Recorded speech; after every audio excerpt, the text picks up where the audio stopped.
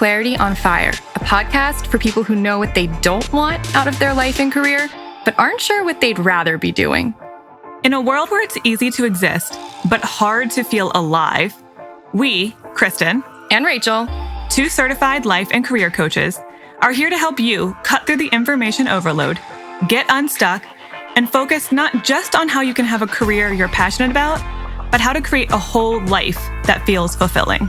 So join us here, where we serve up inspiration and down-to-earth wisdom in a way that only two best friends can. We want you to experience the relief of knowing that, yes, you're allowed to want more out of your life and career. And no, you don't have to wander through the dark anymore. Our job is to light the fire that shows you the way. Let's go.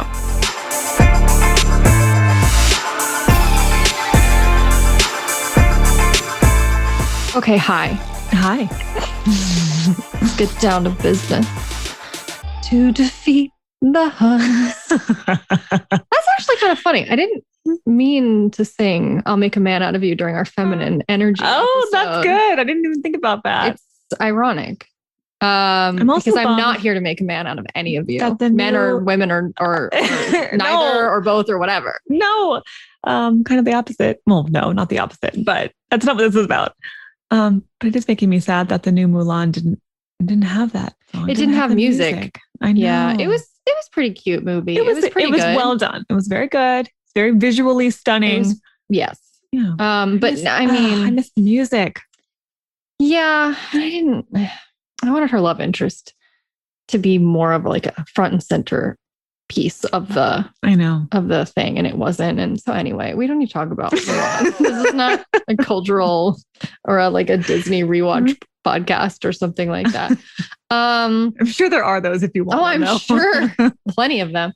Okay. So a couple weeks ago, we did Dear Krachel, and we got so many questions specifically about feminine energy because a lot of you guys had listened to the normal person interview from last month, from May, with Carolyn Canonica, and which was all about her implementing feminine energy. So that sparked a lot of questions. So too many for us to do in Dear Krachel. So we said, let's just have a separate conversation around that. And here we are. Yeah. Clearly you all wanted more about this topic, and we have more to share. So instead of making a whole Dear Krachel about it, we're doing a side chat where we can just dive in. So we will answer some of those questions, but we also are going to just talk about this in general, more of what do I do with this concept of feminine energy if I'm really intrigued by it? To paraphrase, one of the first questions we got is, but how do I do it? Which is it's kind of ironic. It is ironic because, feminine energy is more about being than doing. However, what you're really asking is, how do I integrate it more into my daily life?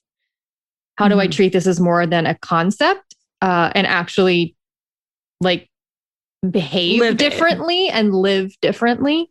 And we are here for that. So I have broken it down into 3 steps, okay?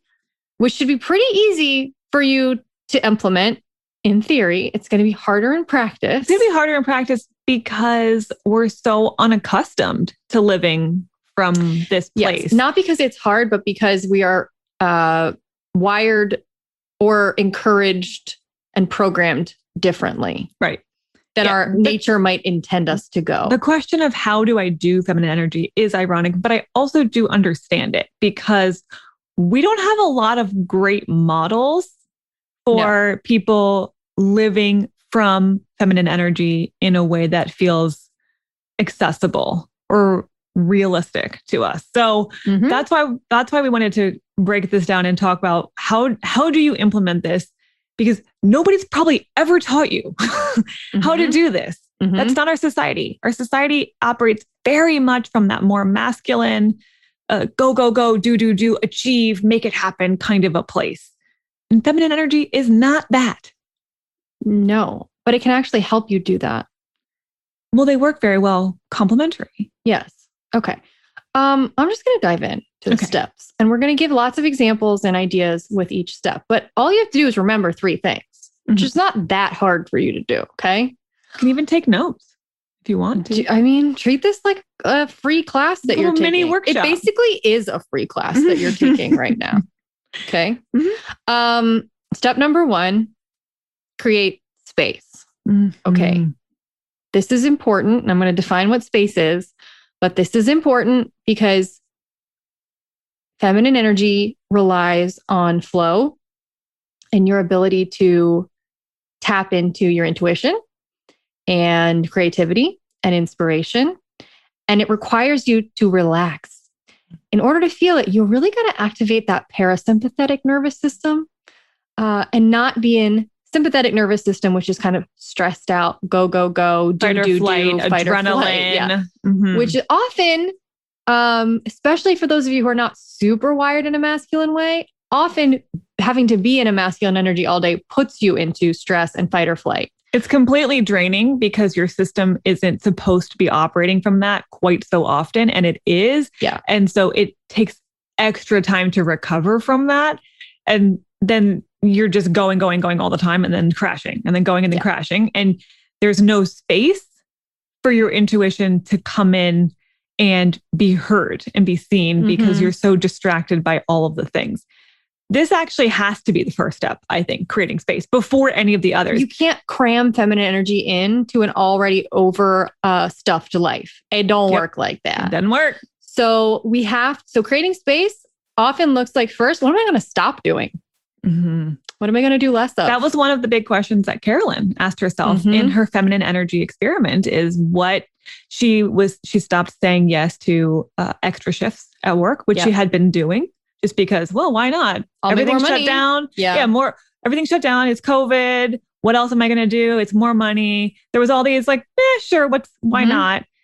But she stopped doing that because it was just taking up all this space. And then she needed more recovery time after those extra shifts.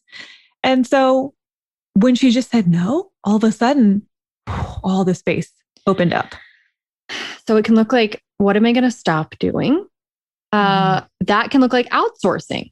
So I have a client, I'm going to actually draw on her multiple times throughout this episode because we just talked about this and it's very relevant to her, who I'm like, what?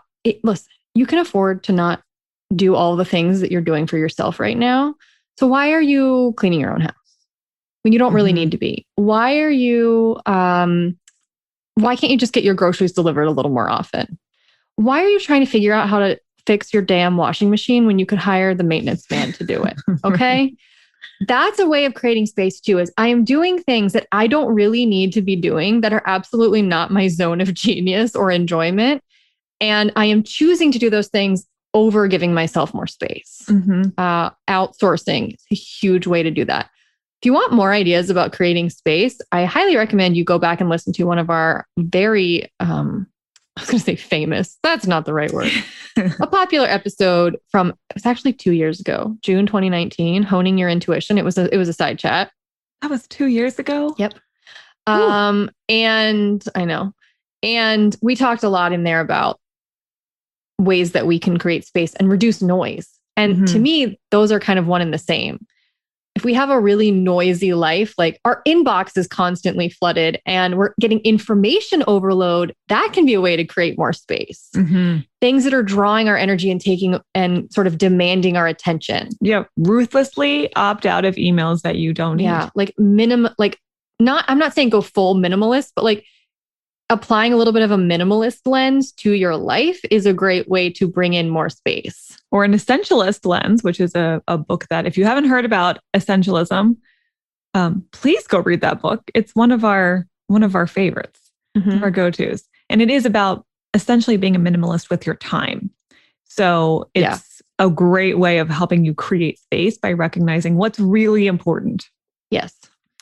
Another way you can create space that I am implementing right now is you can decide that things can take longer than you originally expected them to take. Yeah. If you have given yourself really quick deadlines, or if other people have put deadlines and expectations on you, and those are making you feel very frantic and overwhelmed, sometimes creating space is saying, I'm going to need more time for that. I need to go at my own pace because feminine energy doesn't necessarily move fast. Now, so it can. You can have an inspired idea and it can just flow out very naturally. Yeah, but you can't really rush feminine energy. You can't rush feminine energy. If you're trying to like you're trying to like, no, I got to fit it all in. You're in masculine mode. Mm-hmm. So slowing down is always a feminine practice. Mm-hmm. Always. And that takes some serious courage to give yourself more time, to slow down, to ask someone else if you can have more time on something. Mm-hmm. That can be very scary, but the relief on the other side just allows all of the feminine energy and the intuition to flood in to the space you've just created. Mm-hmm. So it might not be taking things off your list. It might just be extending them. Mm-hmm. Yeah. So asking for help, saying no to things that you don't need to be doing, outsourcing, taking more time. These are all ways that you can create some space without having to go quit your job or completely shut down entire aspects of your life. Yeah. We're not saying it has to be some drastic change. You can do these smaller things, and little bits of space can make a really big difference in you accessing more of that state of flow, of connection, of intuition. Mm-hmm. And that might be all you need at this phase. Well, I mean, it's enough of a place to start, and you can always build off of that. Yeah, if you love it, just keep creating more space. Just keep going. As much as you can get. Maybe you could just do that, and you don't even need to do steps 2 and 3. Yeah, steps 2 and 3. Okay. Step number 2 is, you can phrase this however you want. Body first, business second. Kate Northrup says that a lot. She's specifically saying that about entrepreneurs, but truly business can mean any kind of business. Getting your business done. Literal or, metaphorical business. Or you can think about it as go with what makes energetic sense or intuitive emotional sense over what makes logical sense. Mm-hmm. So we're going to prioritize our energy and our well-being, mentally, physically, emotionally, intuitively. That's what we're going to do. This is the hardest part of the process. Mm-hmm. The example from the client earlier who was working on outsourcing, we were talking just yesterday about her guilt because she, has a 40-hour-a-week job and she often does not work, or sometimes doesn't work actually 40 hours a week. Mm-hmm. And then she feels guilty because there's yesterday morning when she was like working on more personal things, and she feels guilty that she's not doing her actual work. Okay. That's a masculine way of thinking about it, because the masculine measures productivity according to the hours you've put in. Quantitative. Does not measure it according to qualitative, right? Mm-hmm. You can produce something qualitatively in 2 hours that might be better than what someone put 8 hours into quantitatively. Sure. Yeah. It's not about the time. What you're being paid for is not your 40 hours, as I told her. You're being paid to do a job. Yeah. Your employer doesn't care how many hours your butt is actually in the seat. That doesn't. Well, they might think they do, but you don't have to act like they do. Really, what they actually are paying you for. That's not what they're paying you to do. They're paying you to do a job, and to do a job well. That's going to support the overall business mission. So you sitting in a chair has nothing to do with that. And you got to do what you need to do in order to be able to do your job well. Yep. Which means often prioritizing your energy and what makes intuitive emotional sense over what makes logical sense. So logically, it makes sense to clock in at 9 and do the job that you are being paid to do. Energetically, it made more sense for her to focus on the to-dos that she was focusing on in her personal life that morning. And guess what happens? After she does those, she felt relieved and she felt more energized. And then she can turn her attention back to her job, because she's like, if I had just sat there and tried to force that to happen, I don't know that anything would have happened. Yeah, because she refilled her energy tank. Yeah. She got other things out of the way so she wasn't distracted, created space, and then sat down and had all the energy and the focus to do a really good job in a short amount of time. I call these, this is a little bit of a tangent, but I think a valuable one. I have a couple of clients right now who are in a similar situation where they are working remotely and they feel like they really should be working 40 hours a week. They don't always have enough to do, and they feel bad for being paid, because logically, again, I'm being paid for 40 hours. Feeling bad it feels anxious for them to do something else. And so I started having them call them in their mind their on-call hours. Like, there are people who work and then they are on call other times and they're not actually doing the work. They're just available and they get paid. Yeah. My mom's one of those people. She has on-call hours. She's a nurse. So this makes sense in the medical industry. And she'll be going about her business. She'll be going grocery shopping. She'll just have her phone on her. She'll be cleaning the house and somebody will call and she'll answer and give them some advice and then move on. And she gets paid for all those hours. So why is the medical industry the only one where you have on-call hours? Give yourself some on-call hours. That would feel so spacious. That would feel like a big relief than having to force your butt in a chair. Yep. And then you actually produce less quality work by the end of the day, typically. That's the point. When we prioritize our energy and what makes emotional, intuitive sense to us, we ultimately do better because we produce higher quality things while feeling better and maintaining our energy. If you only ever prioritize logic, you are constantly going to be draining yourself. You are constantly going to be ignoring your body's fluctuations. I mean, if you're a woman who has menstruated in your life, you know that there are certain weeks where you're like, I can't do anything, or I can maybe do one thing a day. That's it. And there are other weeks where you're like hormonally, totally different person. Yep. And you're at a different phase in the cycle and you're more energetic and you can just cross things off the list, no problem. To act like you don't have a body. Yeah. To act like you just have a brain. Exactly. You're just a brain and not a body. And a body is just like an inconvenient attached part of you is to negate a whole section of big part of who you are. I feel like your heart's like, bitch. Hi. See how long you can function without me. Right. You know what I mean? Your kidneys are like, yeah, it's not going to go really well if you're just a brain. Right. You might as well be a robot at that point. And that's not, we're holistic humans. And a big part of feminine energy is being in touch with what your body needs, because your body is giving you signals all the time that's optimizing what you need next. If you are trying to push through your lunch and you're really hungry, but you're just focused and you forget, those moments when you forget to eat, you forget to pee because you're just focused on something. No, but okay. It takes a lot to make me, I will never forget about food. Ever. No, I never forget about food either. Sometimes you forget to pee though. Or I forget to drink water. It's more like I'm choosing not to than I'm forgetting, but yes. No, I just actually forget. And then I'm like, oh, wow, I really need to go. Or like I haven't drank water in hours. So this is a disconnection between your head and your body. And when you're only in your head, that is masculine energy. That's what that is. Purely rational, purely logical, purely analytical. So if you want to be in the feminine, you have to reconnect to your body's signals. Yep. It's often also how your intuition speaks to you. Gut feelings. That's the reason we call them gut feelings. You usually get a bodily sense. Your intuition doesn't live in your head. It doesn't. No. For sure. It lives in your body, and it might be in your shoulders, or it might be in your gut, or it might be in your hips, or there's certain, but if you aren't in tune with your body, how are you ever going to read those signals? They're constantly trying to get information to you, but you're disconnected. So that's one, you have to create space first. And then with the space that you've created, you need to check in with your body and ask yourself, what feels like relief? What feels lighter versus heavier? Mm-hmm. Right. What's the path of least resistance here, energetically speaking? Yes. And then, and then that's going to accrue momentum.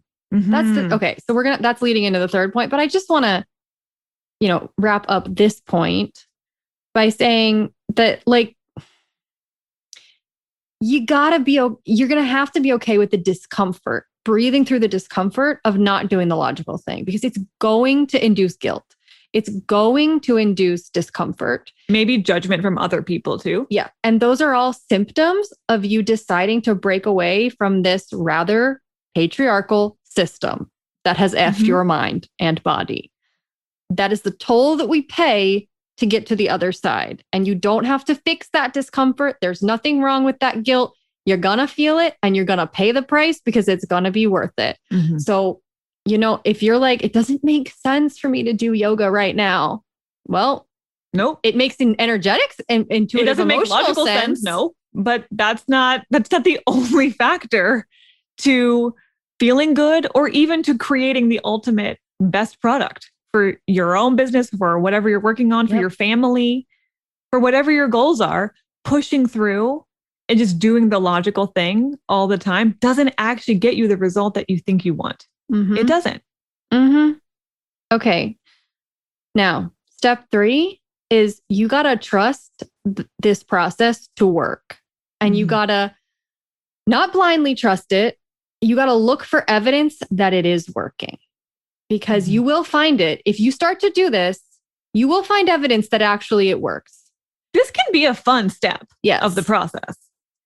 Oftentimes you create some space, or you're checking in with your body, and you're maybe doing things that feel more intuitively right, but not as logically right.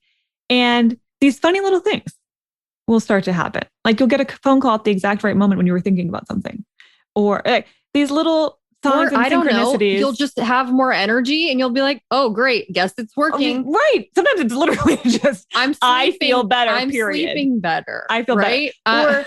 Or like in Carolyn's example, someone emails her and a link to this house that she wanted to buy a house, and emails her a link. She is like under contract in a day or 2 days or something. She did nothing. She didn't look for it. She didn't hunt. It just flowed into her life. It was the perfect place. Bam, bam, bam. Instantaneously, she's got a place without like hardly lifting a finger.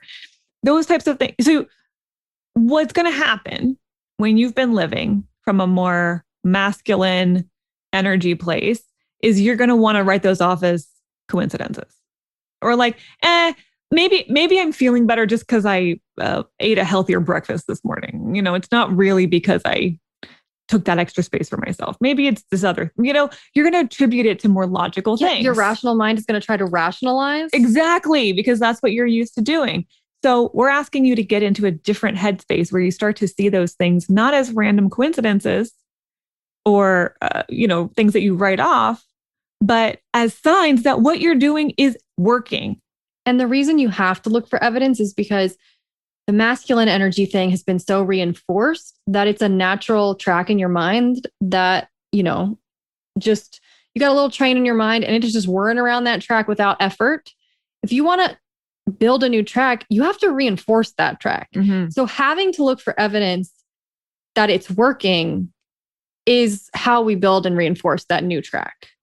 So we can't just do it. We actually have to do it and then reinforce it by acknowledging, oh, that's working. And it will give you the encouragement to keep going with it too, because doing things on faith indefinitely and never seeing proof is exhausting, torture. And at some point you're going to want to stop. So when you can keep reinforcing, okay, this is working. I'm seeing progress. I'm seeing some signs. I'm feeling incrementally better. That gives you the motivation to keep going with something. And the confidence, exactly, to keep doing something that's a little bit different. The confidence maybe to up level it too. Yeah. Like, all right, I started now. Could I get even more space? Could I ask for even less work to do? Could I tell my boss, I'm actually just going to take 10 days off and you're going to be okay with that? It builds confidence and momentum so that you can keep building on your feminine progress. So, it's not going to be hard for you to find evidence. I promise. Within a week or two of doing this, you're going to start seeing little changes like, oh, I think I feel better. Energetically, I feel lighter. I'm not snapping at my kids so much, or I'm sleeping better at night, or there's going to be little indicators. I was procrastinating on this thing. And then I went and said, you know what? Screw it. I'm going to go do what makes energetic sense for me right now. And I went and did yoga. And then I came back and I was like, all right, I'll do that. And the procrastination was gone. You're going to see evidence that it works. You just have to be willing to breathe through the discomfort of doing it in this way that feels against the grain, not actually against how you're wired, against the way that you've been conditioned. You might even want to keep a little journal of an evidence log so that you can check back occasionally when you're having doubts or when you're feeling uncertain and remind yourself of all the ways that it's been working so far. I think that could be a good reinforcement for this whole process because it's new. Other people around you may not get what you're doing. And so anything that you can help remind yourself why this is worthwhile and why this is an improvement in your life it's going to help it be more sustainable.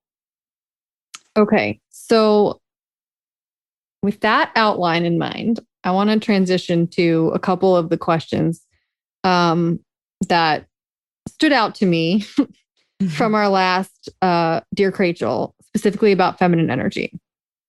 Okay. So first one is from Jamie. And she's asking, when is it feminine energy and when are you settling? I've loved hearing about feminine energy and have been trying to put it into practice. However, as someone with a lot of masculine energy, I'm a type 3, I'm a fire starter, super ambitious.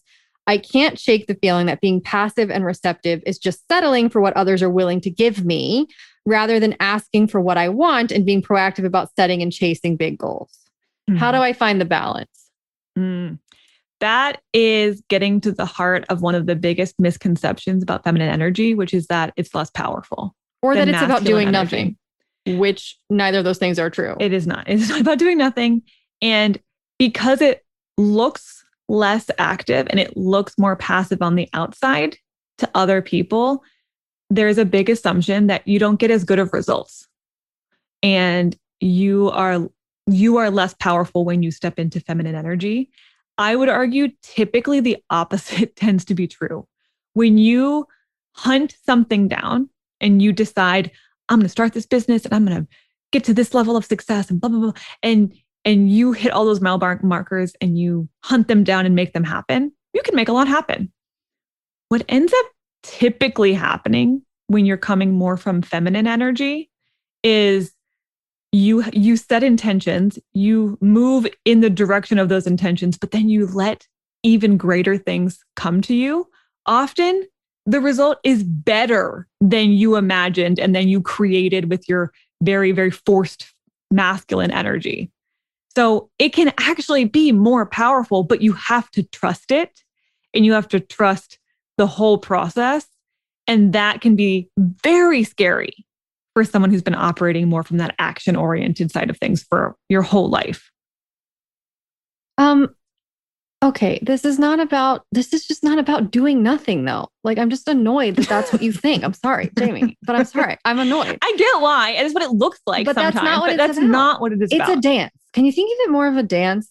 Like, okay, I get clear on what I think I want and I set some intentions and then I step back and I allow myself to be guided intuitively toward the right thing.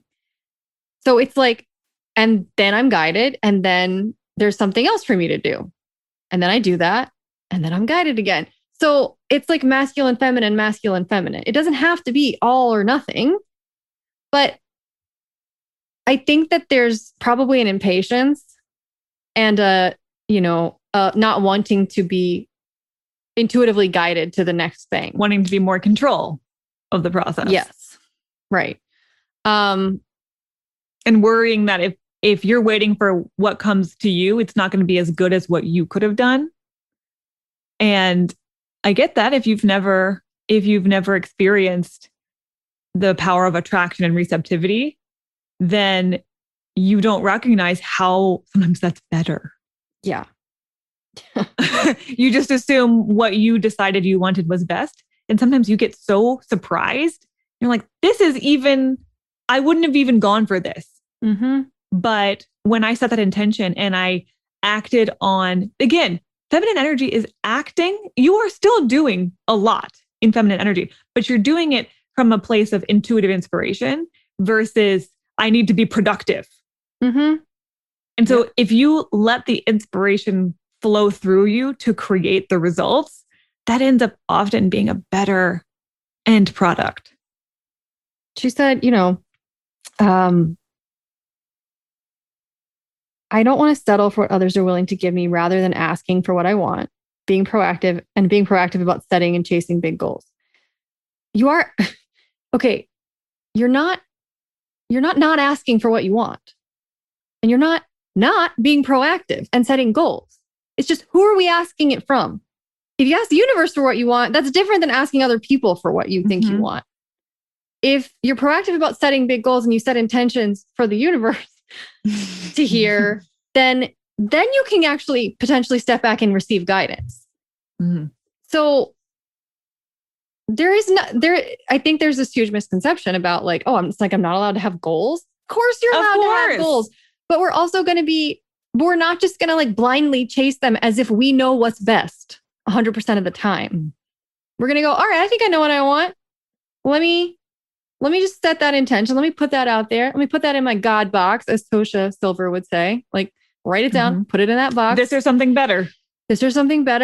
And let me just like maybe take a week off from thinking about that and allow for some inspiration or some guidance or some whatever to come through. And then see what's happening in a week from now. And then take the next intuitive step. Mm-hmm. You know what? And guess what? If you're like, I'm trying and I'm not getting any guidance, then fine, keep chasing those goals in your masculine energy way, but you're going to be probably more rudely redirected at times in that way, sure. Right? Yes, exactly. The universe is going to have to redirect you more loudly because you didn't catch the subtler cues, and that's okay. That's fine. That's okay.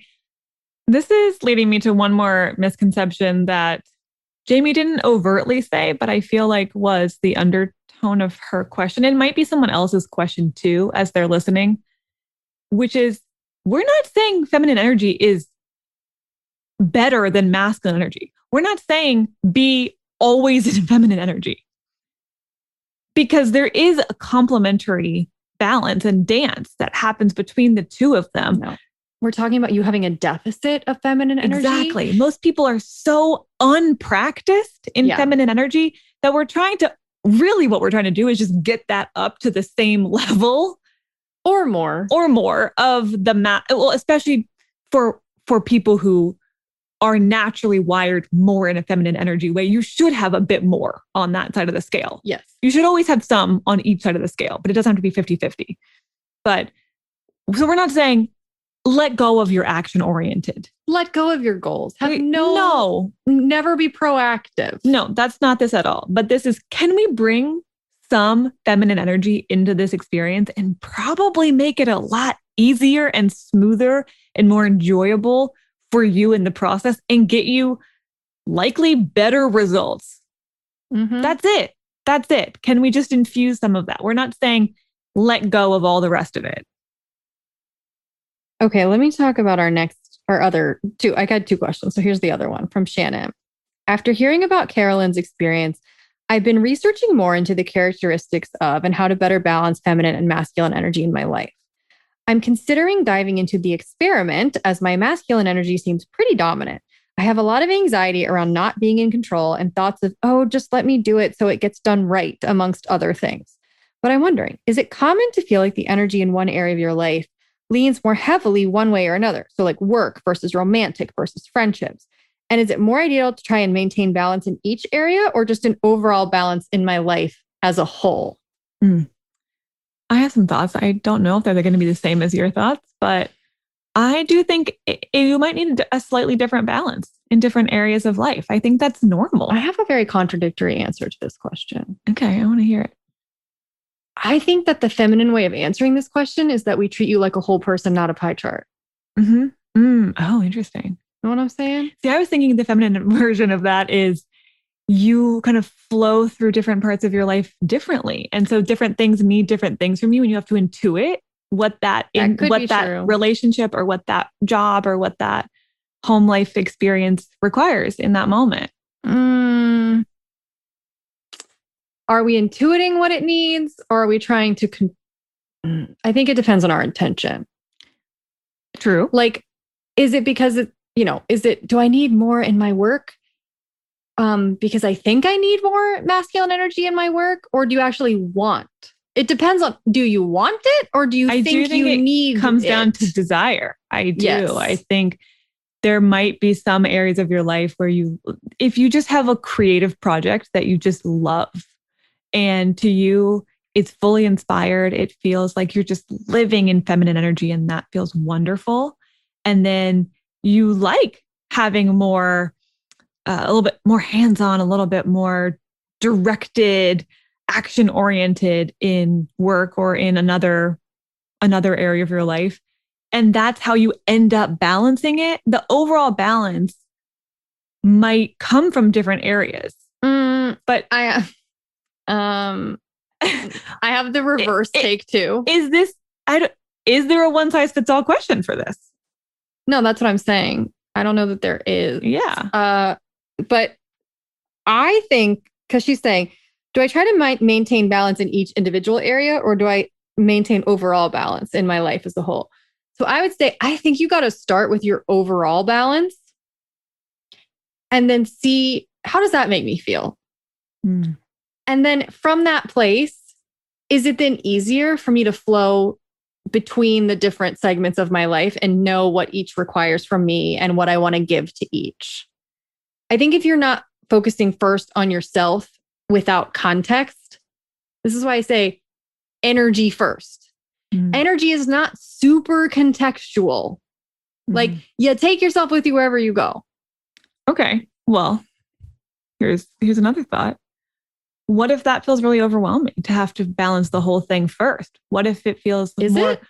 Well, I don't know. I don't know. I mean, I'm thinking, what if this person's like, this would be an easier area for me to start with, and that would be more accessible? Is that the path of least resistance? I don't know. You've got a good debate going. This is a good question. Because to me, that would be, where do I even start to balance all my energy in all these different areas? No, but it's not about, no, you're thinking of it as like, how do I control all of these areas at one time and keep a hand on the reins at one time? How do I manage my energy across the board versus can I start with a more accessible area? To me, would feel like an easier entry point.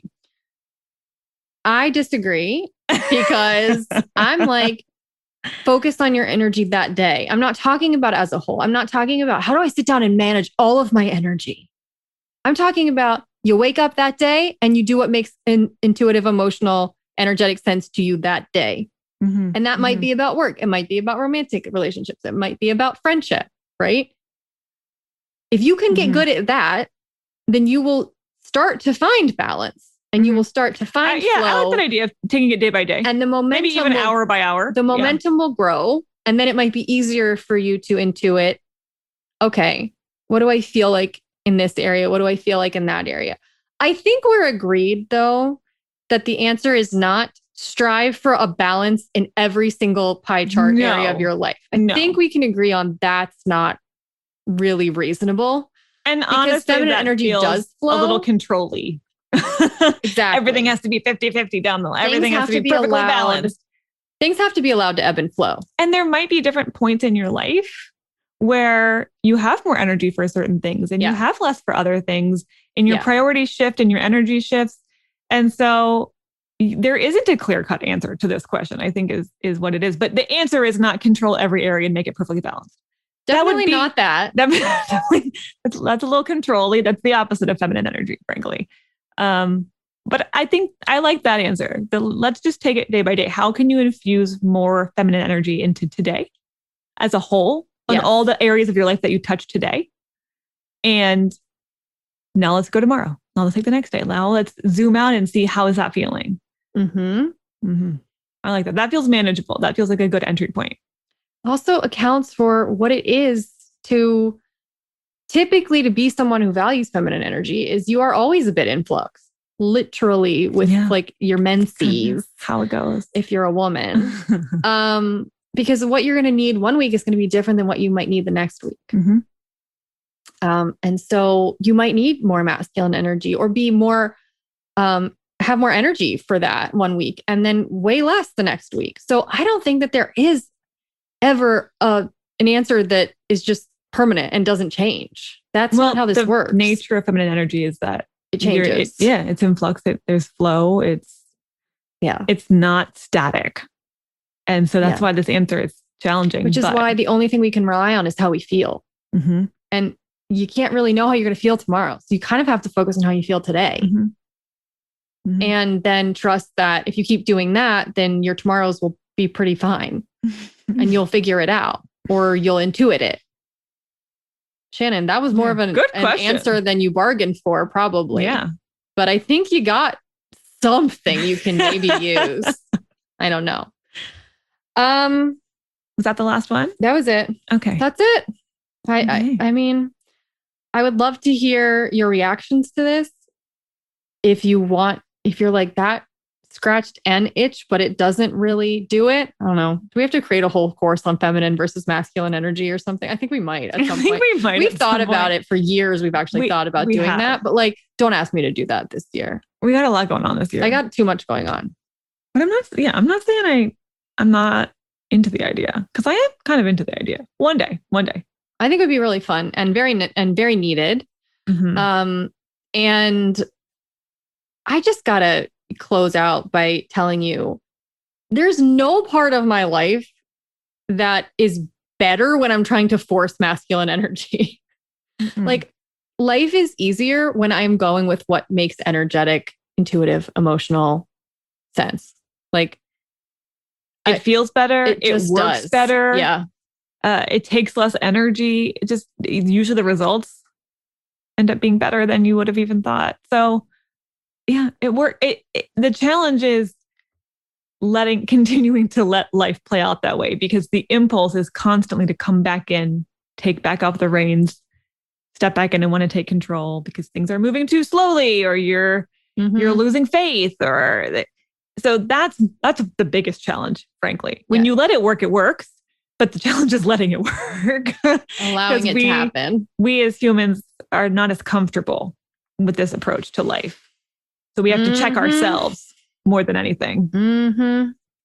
Yeah. So let us know what questions came up. Let us know how this has worked for you. I know some people have been doing experiments feminine energy experiments ever since my episode with Carolyn. So if you want to share some of the results of those in the comments, I love hearing that. Mm-hmm. So I hope we answered some of your questions, at least. If nothing else, you got 3 steps that you can go off and practice. Mm-hmm. And I'm pretty sure more of you need to practice that than not. Yeah. Create space, body first, look for evidence it's working. Trust the process and look for evidence that it's working. That's the thing. Try that. See how it goes. Okay. That's how you do feminine energy. That's how you do it. Or allow it to happen. Yeah. Better phrasing. Uh-huh. Okay. So I'll link to some of the episodes we talked about. I talked about the Honing Your Intuition episode, a couple other episodes on my mind right now that I will link to as well. And the stupid podcast app, the Apple Podcast app, updated yesterday. And now I'm looking at all of our show notes and there's no links anymore. They all disappeared. No. I'm going to ask our producer, what the hell? From all the way back to the beginning? No, Kristen, I didn't go tap on every episode. But they probably did. I tapped on a few and there were no links anywhere to be Come on, Apple, man. So if you're ever listening to an episode and for some reason you can't find a link, no big deal. If it's a new episode and you're listening to it sort of like the day or, within the week or two it came out, just go to our site and click on the podcast tab and you won't have trouble scrolling back and finding it. If it's an old episode, you can always just do what I do. Google Clarity on Fire and then the title of the episode. You'll find the show notes. Yeah. They do all live on our site. Yeah. So you'll be able to find it if you want. And all the links will work on our site. Yes. So always know that you have that option, which is how I find our stuff most of the time too, by the way. Googling ourselves all the time. Yep. I'm pretty sure I'm like messing with our analytics or something by doing that. Looking like we're more, we have more traffic cooler than we do. are. Okay. We will be back next Friday with a new interview with a expert. This is a repeat guest. One of our maybe first experts to have to come back 3 years later. So we're talking she's telling a wild story. If you thought you had a hard COVID life, she had a worse year than you. I can almost guarantee. I can almost guarantee it. Unless you actually died. In which case, if you're listening to this and you're dead, please hit me up. I would like to talk to you. Find a way to connect because that's some cool shit. It would be hard to have had a worse year than she had, unless you maybe lost someone. Other than that, and she did that too. Did she? Yeah. Oh, I forgot about that part. Yeah. Yeah. So just we're not. The episode with Kristen Kalp is not about how hard her year was. It is kind of about that, but it's about getting through a really, really difficult time. Resilience and maintaining hope and faith and sanity and all of it. And coming out the other side, somewhat grateful that even the worst thing that happened could still be a good thing. Mm-hmm. So if you need a little reassurance and perspective, like a perspective shift, you're definitely going to want to hear that one. Mm-hmm. So, all right, we'll see you next week for that. Bye.